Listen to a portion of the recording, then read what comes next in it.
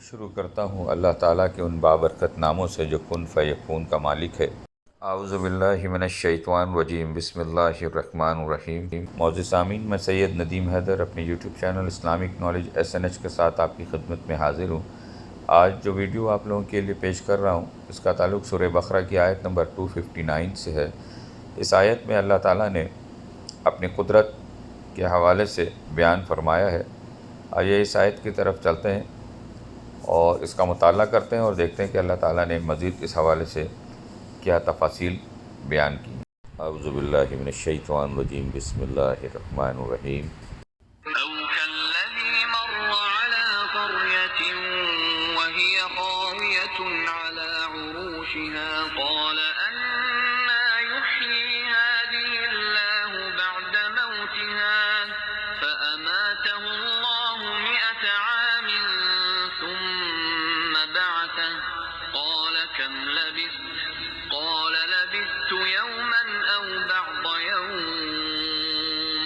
قال بل لبثت 100 عام فانظر إلى طعامك وشرابك لم يتسنه وانظر إلى حمارك ولنجعلك آية للناس وانظر إلى العظام كيف ننشزها ثم نكسوها لحما فلما تبين له قال أعلم أن الله على كل شيء قدير۔ یا تم نے اس جیسے شخص کے واقعے پر غور کیا جس کا ایک بستی پر ایسے وقت گزر ہوا جب وہ چھتوں کے بل گری پڑی تھی۔ اس نے کہا کہ اللہ اس بستی کو اس کے مرنے کے بعد کیسے زندہ کرے گا؟ پھر اللہ نے اس شخص کو 100 سال تک کے لیے موت دی اور اس کے بعد زندہ کر دیا، اور پھر پوچھا کہ تم کتنے عرصے تک اس حالت میں رہے ہو؟ اس نے کہا 1 دن یا 1 دن کا کچھ حصہ۔ اللہ نے کہا نہیں، بلکہ تم 100 سال اسی طرح رہے ہو۔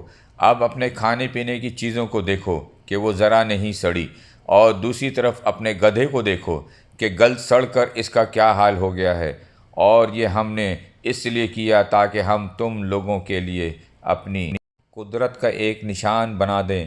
اور اب اپنے گدھے کی ہڈیوں کو دیکھو کہ ہم کس طرح انہیں اٹھاتے ہیں، پھر ان کو گوشت کا لباس پہناتے ہیں۔ چنانچہ جب حقیقت کھل کر اس کے سامنے آ گئی تو وہ بول اٹھا کہ مجھے یقین ہے اللہ ہر چیز پر قدرت رکھتا ہے۔ سبحان اللہ۔